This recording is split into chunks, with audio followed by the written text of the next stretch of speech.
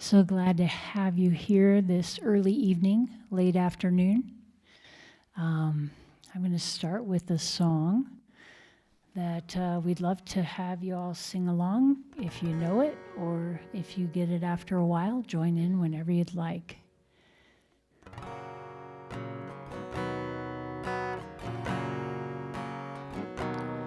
With love, anything is possible. Any mountain can be climbed. Any river can be crossed. Nothing's ever lost with love. Anything is possible. With faith. With faith, anything is possible.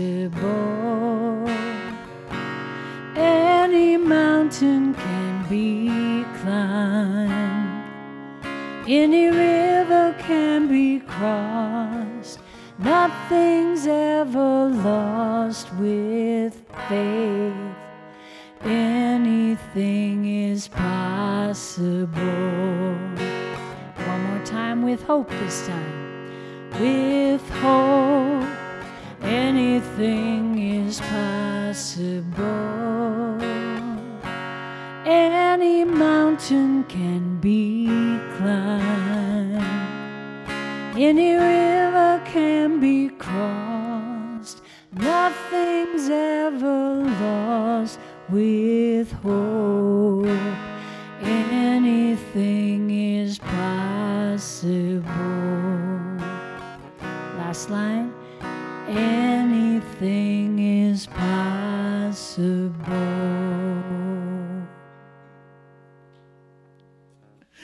Welcome to Unity on the Avenue. When Ken edits this, the at-home version will be perfect. In case you're ever not in the room and you wanted to watch, these are all on, they go up on YouTube on Wednesday night. So editing happens and all things are fixed in the process to perfection. So you will notice, if you are a regular attendee, that I have again lit the 12 Powers candle. And that's because tonight's service includes drawing a white stone that has on the reverse side one of the 12 powers that you can see the universe as offering to you to work with this year. And then during the white stone service, you'll have an opportunity to listen for the voice of Spirit telling you what you're called to do this year. And you can write that on the other side of the stone. So one side will have the power that the universe is giving you, and the other side will have the word that Spirit gave you to put on the white stone. So I'm going to remind you that faith is royal blue, imagination is light blue, life is red, love is pink, order is olive green, power is purple, release is brown, strength is spring green, understanding is gold, will is silver, and yellow is, I can't see, it is wisdom, and orange is zeal.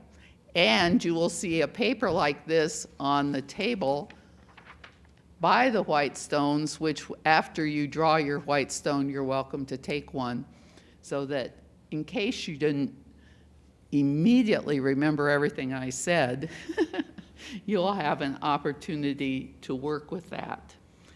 So, one of the things that is important to think about when we're talking about white stones is the personification of the divine that's present in you. You remember from your high school English class, personification? You might look at personification as an attribute of personal nature or human characteristics that we assign to something non-human. Now, if you imagine 2,000 years ago or more, when the wise scholars of the day, who would have been Jewish rabbis, were assigning characteristics to the divine, those are the characteristics that were assigned to Jesus. And then,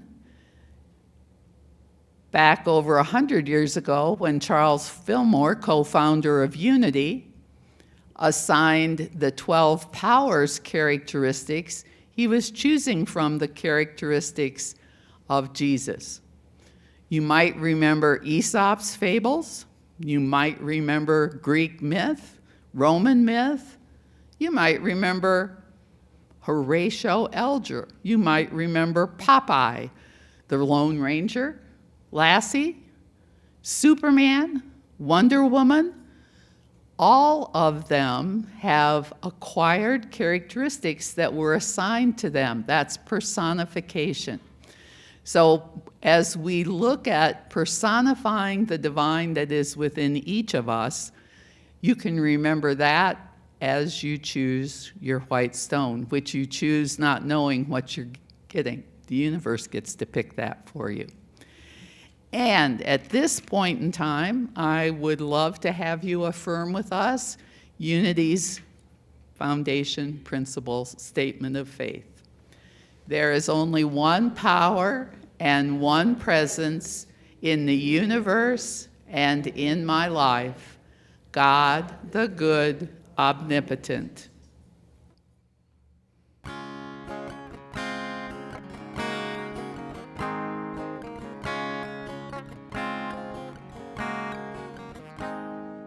What would I do if I knew I could not fail? If I believed would the wind always fill up my sail? How far would I go? What could I achieve? Trusting the hero in me. If I were brave, I'd walk the razor's edge, where fools and dreamers dare to tread. Never lose faith, even when losing my way. What step would I take today if I were brave?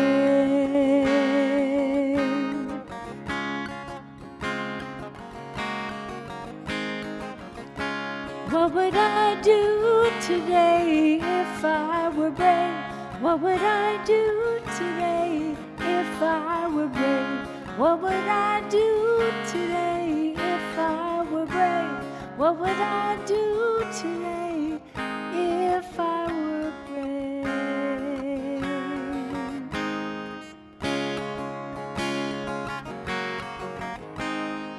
What if we're all meant to be what we secretly dream? What would you ask if you knew you could have anything? Like the mighty oak sleeps in the heart of a seed, are there miracles in you and me? If I were brave, I'd walk the razor's edge, where true believers dare to tread. Never lose faith, even when losing my way. What step would I take today if I were brave?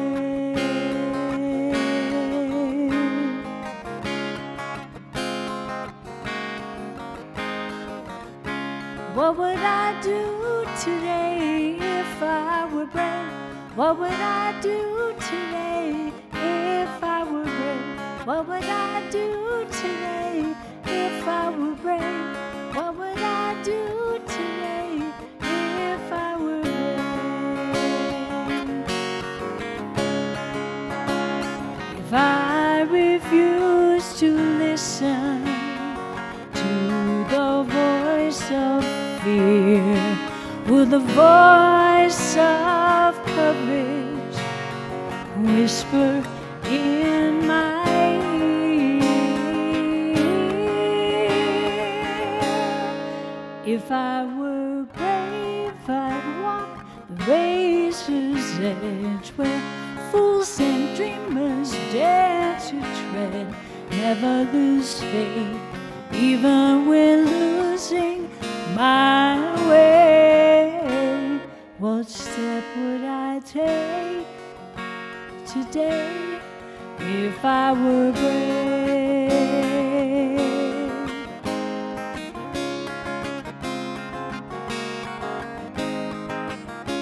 What would I do today if I were brave? What would you do today if you were brave?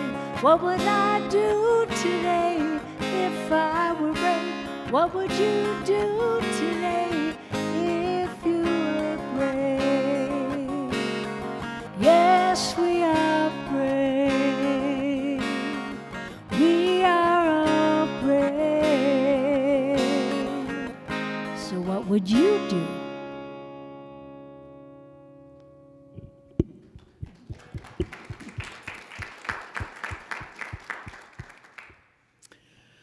So that's kind of the question of today. What is it that you're called to do that maybe you just don't ever get around to it? Maybe you don't think it's possible. Sometimes we don't think we're smart enough, brave enough, young enough. Pick some words. And the question becomes, how is it that we can suddenly create that which we haven't been able to create up until this moment?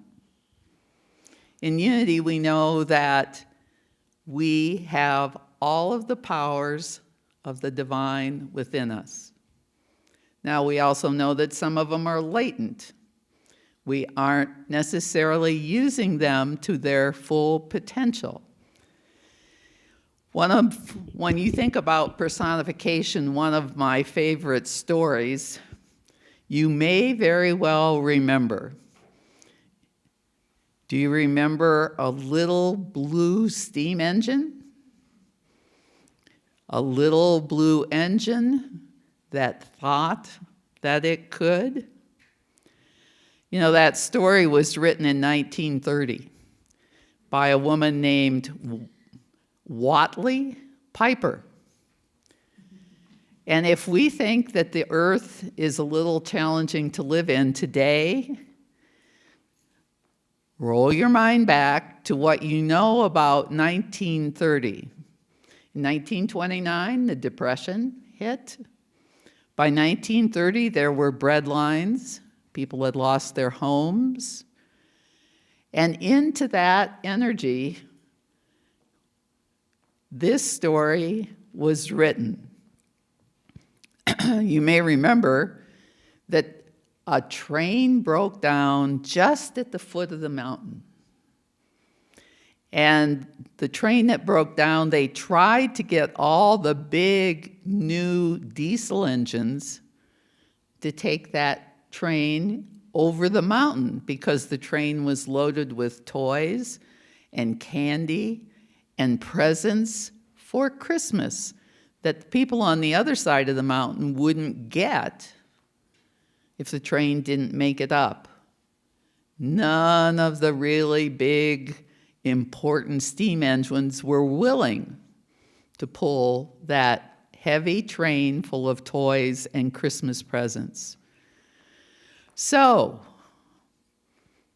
the little engine said, well, I've never been over that mountain, but I think I can do it.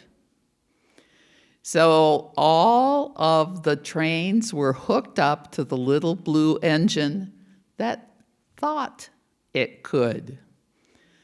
Well, it was a heavy engine to pull.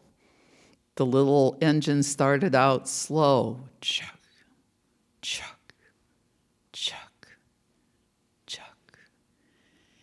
And in his head, he was going, I think I can, I think I can, I think I can.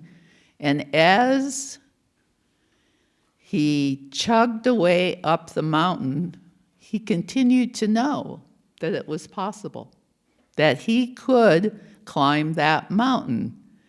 And as he thought those thoughts, his words became faster and faster. I think I can, I think I can, I think I can, I think I can, I think I can, I think I can. And he made it over the top of the mountain. And on the way down, he said, I thought I could, I thought I could, I thought I could, I thought I could, I thought I could. Where are you on the mountain? Are you at the very bottom going, oh, I think I can, I think I can? Are you partway up where you're feeling more confident? I thought I could, I thought I could, I thought, or on the other side? Now, if you look at the picture we have, that's not the little engine that could, but it presents another part of the metaphor of a train as your journey for life. Sometimes you're in a place in your life where you are afraid to look down because it's too scary to consider the possibility of failure, to consider the possibility of not being able to do it. If you simply keep your eye on your destination, you stand a much better chance of succeeding. Burning Bowl is an interesting unity ceremony that was created to help us symbolically release those things in our lives that don't work for us anymore. You know, maybe 10 years ago it worked, maybe 20 years ago it worked, maybe it never worked. Maybe it's something that we have simply held on to out of habit. Maybe it's something that we have held on to in truth because we're afraid to let go of it. The verse that we tend to use for that is from Psalms 51:10. Create in me a clean heart, O Lord, and renew a right spirit within me.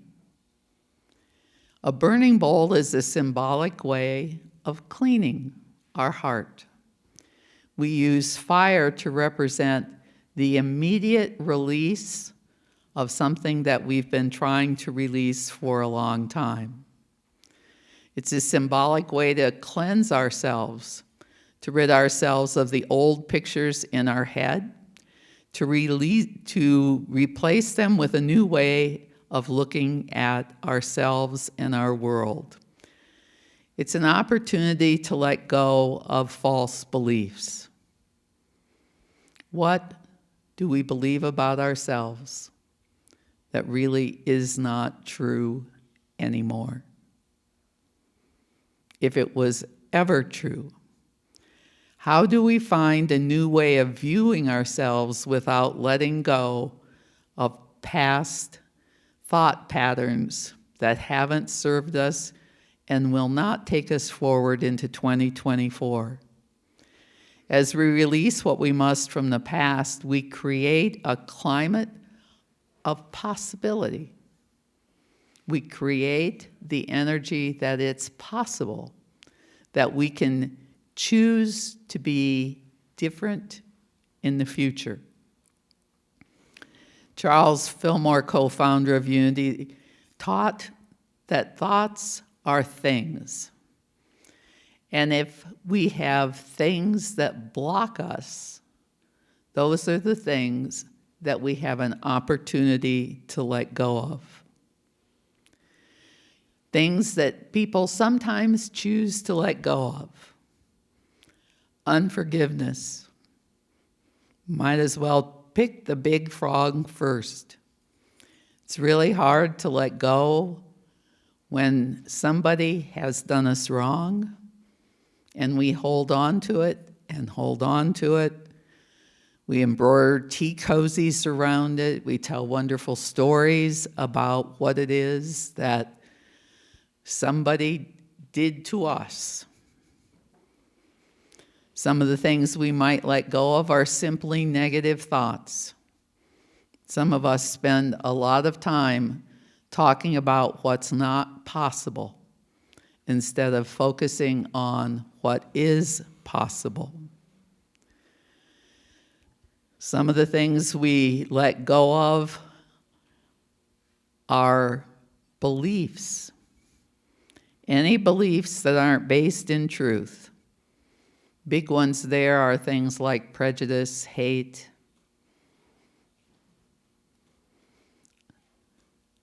classes, races, types of people that we just don't like, and we hold negative thoughts about them. Another big one is guilt. That's usually about ourselves. What do we feel guilty for that we can release? The past is the past. It's no longer necessary to hold on to guilt about I should have. We let it go and create anew this evening. We let go of attachments. Attachments or addictions, attachments to people, attachments to behaviors that we think other people should do. We are absolutely powerless over anyone but ourselves. Addictions, habits, whether it's eating, drinking, smoking, any addiction that you might have that you would prefer to go into the future without. Repeating patterns of thought that come up over and over and over again. Anger.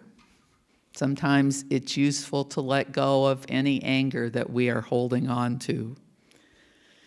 Sometimes it's about our health. Sometimes we let go of the belief that we can actually be healthy and whole. Carolyn Mace calls it our woundology, our sense of being permanently warped by our past, any sense we have of being a victim in our lives. Fear. Is your life ruled by fear? Would it be better for you if you could replace fear with faith? Thought patterns that make other people wrong so that you can be right.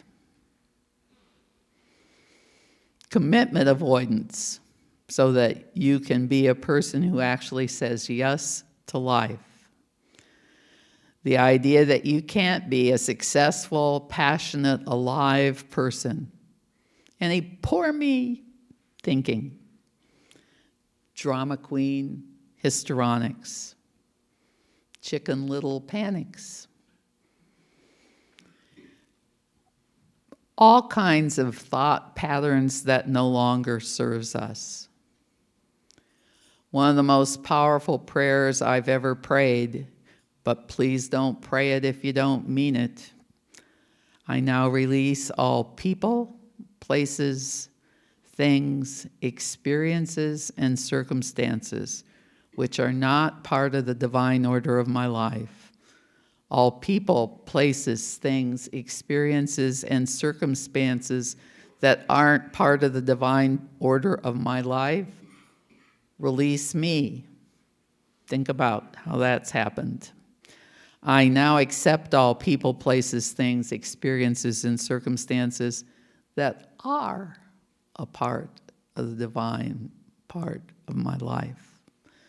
All people, places, things, experiences, and circumstances which are a part of the divine order in my life, except me. How do we know that we've actually done this? Forgiven ourselves, others, people, places. It's moving to a place of what Katie called loving what is. Moving to a state of awareness where we might know with Reverend Gary Simmons' book, he teaches us in Eye of the Storm, that no one and nothing is against me. Are you willing to give up your story? The one that you repeat over and over and over again about why your life is the way it is. If you give up your story, that means you never repeat it again unless you're with a therapist, a minister. You might repeat it under that circumstance, but you got to give it up at every cocktail party you go to that you repeat the same story for. I would also remind you that we do not burn people with our flash paper in the burning bowl. So if you thought you were going to get rid of, I don't think we have a Fred in the room, I'm going to say Fred, do not write Fred on a piece of paper. Now, you may release the situation that exists between you and Fred, but we don't burn people. The other part of our service today is about white stone. White stones are taken from the book of Revelation, chapter 2, verse 17. That verse is, "Let anyone who has an ear to listen to what Spirit is saying to the churches, to everyone who conquers, I will give the hidden manna, and I will give a white stone, and on the white stone is written a new name that no one knows except the person who receives it." We are told that back in biblical times that prisoners who were released from jail were given a white stone. So that if I came along and I said, "Oh, Lisa, I thought you were still in jail." "Nope, I have a white stone, I'm free." So a white stone symbolizes freedom. When you listen to that verse, obviously, they aren't talking about anyone who doesn't have physical ears. They aren't talking about churches as buildings, because those didn't even exist in biblical times. A church was a half a dozen people or a dozen people who met in a house to pray and to practice together. So it means that each of us individually and in the groups that we live in have an opportunity to listen at a deeper level, listen to the voice of Spirit.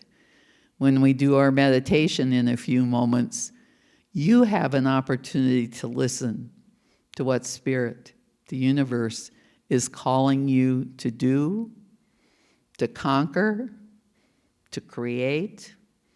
No one will know that but you. And we have a Sharpie that you can write it on the other side of your stone when you get it, so you don't forget it if you would like. We have to surrender to the voice of Spirit. I don't think there are too many people who had more problems surrendering to being a minister than I did. I didn't want to be a minister, having been raised Southern Baptist.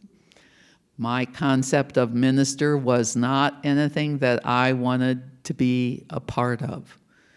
But I surrendered and discovered that the teacher that I was trained to be, the librarian who researches things, the person who looks for answers beyond the obvious, was truly created to be a minister. So we choose the white stone. We're choosing a purified state of consciousness where we are available to the universe, to God, the divine within, to tell us what we might create, be, or do in the coming year. The white stone consciousness gives us this new name and an entirely new realization of what we attach to our I am.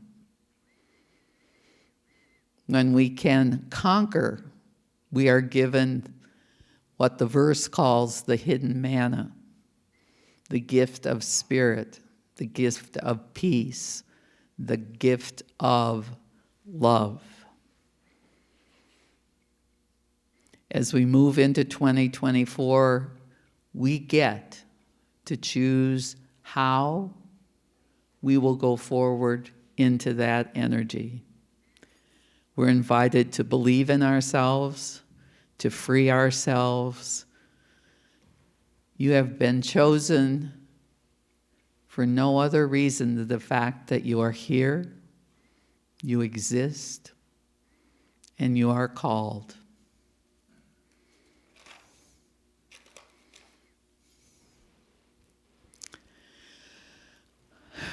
I will lead a meditation, and it will have a longer than usual silence. Please feel free to open your eyes and write on your burning bowl paper. Make a note of what words you're being called to. You have an opportunity to do that as we move together into the stillness. Inviting you simply to breathe, to allow the energy in the room to become part of your energy.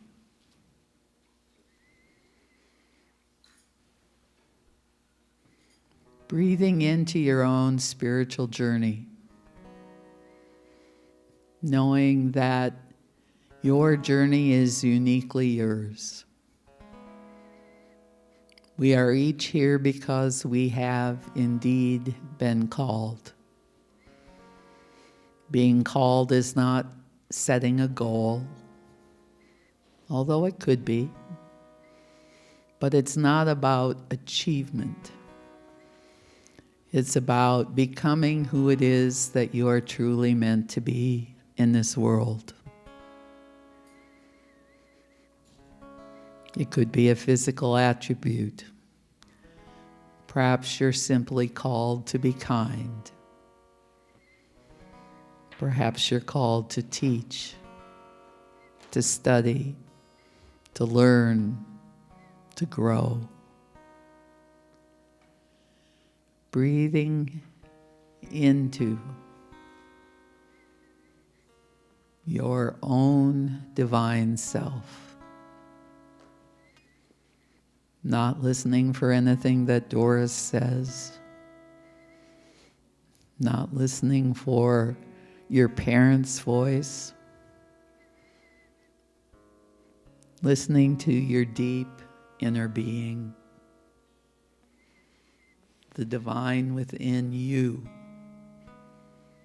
that knows your potential, that knows your talents, that knows all the way that you are uniquely you. Breathing in to that awareness and listening in the stillness to your own inner voice.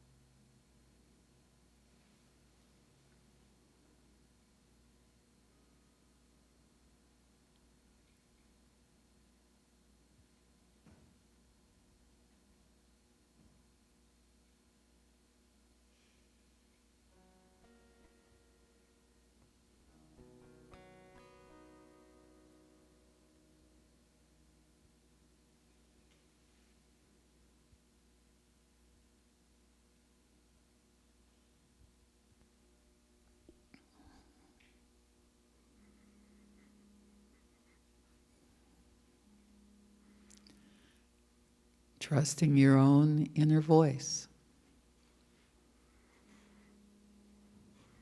What are you called to release? What are you called to claim?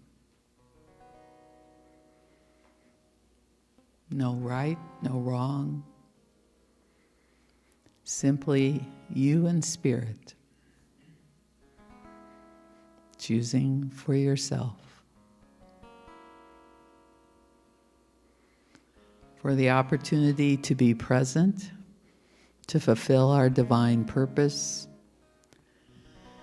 We are grateful, and we simply say thank you. Thank you, God, and so it is, and so we let it be. Amen.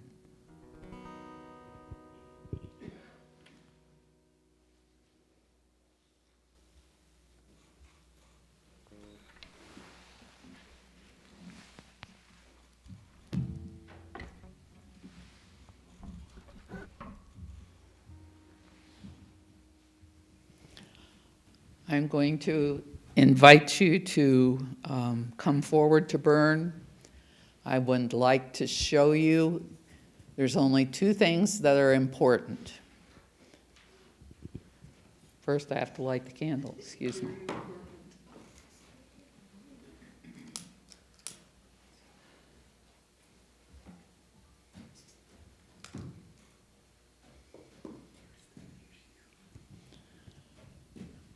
The minute you touch your paper to this flame, it will ignite. And it's important that you raise it up. Metaphorically speaking, you're giving it to God, to the heavens. And when you bring it up, let go. It is fire. And then after you do that, you may progress around the table. Choose your white stone. If you would like the 12 powers paper, you may pick one of those up.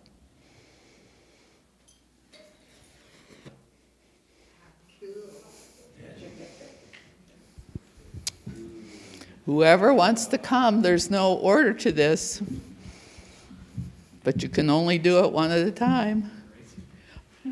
I was going to have our musician do it first, since when she starts to... Good. And Ken? These guys have jobs to do. I told them they were supposed to do it first, and I didn't tell you.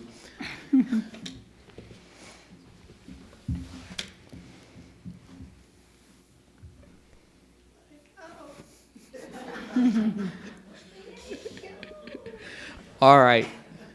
Now Maylin will play. You all can come at your leisure and release.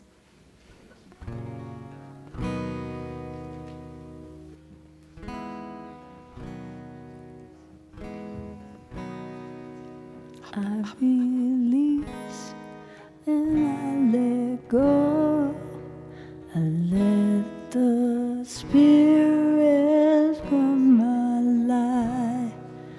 And my heart is open wide. Yes, I'm only for God. A little bit slower than usual. No more struggle, no more strife. With my faith I see the light. I am free in the Spirit. Yes, I'm only for God. I release and I let go. I let the Spirit run my life, and my heart is open wide. Yes, I'm only for God. No more struggle, no more strife. With my faith I see the light. I am free in the Spirit. Yes, I'm only for God. I release and I let go. I let the Spirit run my life, and my heart is open wide. Yes, I'm only for God. No more struggle, no more strife. With my faith I see the light. I am free in the Spirit. Yes, I'm only for God. I release and I let go. I let the Spirit run my life, and my heart is open wide. Yes, I'm only for God.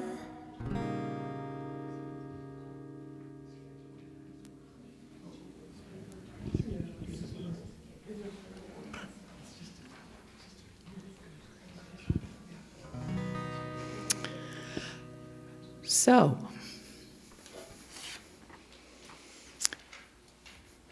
this is an opportunity to support Unity on the Avenue. Many people here are consistent givers, which means we take it out of their credit card or checking account every week or month.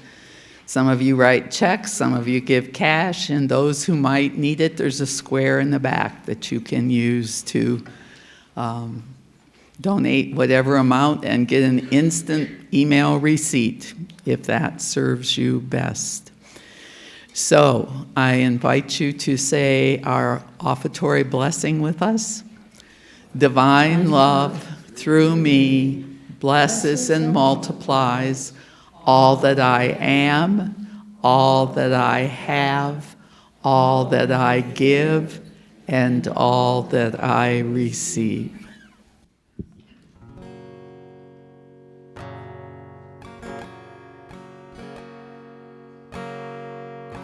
Take a look around and see the world we think we know. Then look closer. There's more to life than meets the eye, beauty to behold. It's all much bigger than we know. It's only just beginning to unfold. So let it all unfold, far beyond all reason in your mind. There's a world mysterious there for you to find. All these questions that we always have, all we are is curious. There's nothing wrong with that. So go around every corner, search every part of the sky, 'cause a life that's full of wonder is a wonderful life.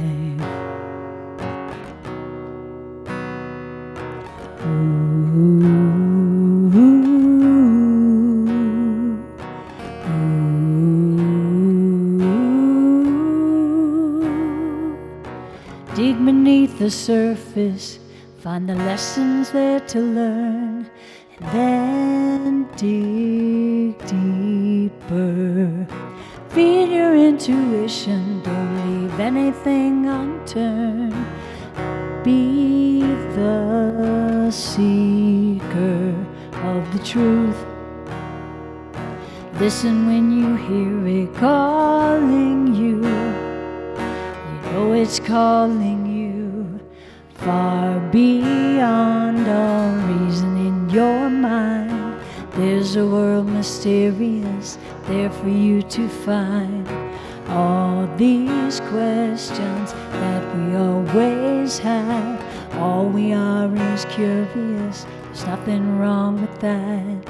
So go around every corner, search every part of the sky, 'cause a life that's full of wonder is a wonderful life.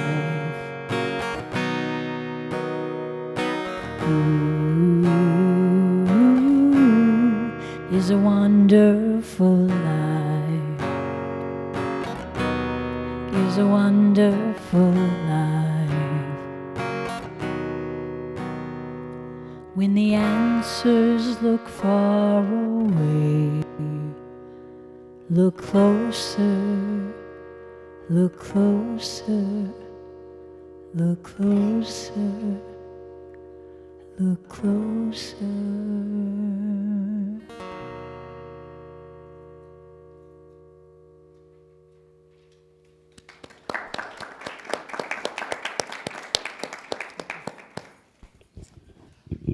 We do a children's blessing. Those are some of our children that aren't in the room this evening, but we'll bless the ones that are in the room, and we'll let you sit right where you are. But what we do is rub our hands together, create some energy, hold up our hands, and bless them. So, children, you are loved, special, and important. We see you and bless the divine beings that you are. Thanks for being here, and please join with me in Unity's prayer for protection. The light of God surrounds us. I am that light. The love of God enfolds us. I am that love. The power of God protects us. I am that power. The presence of God watches over us. I am that presence.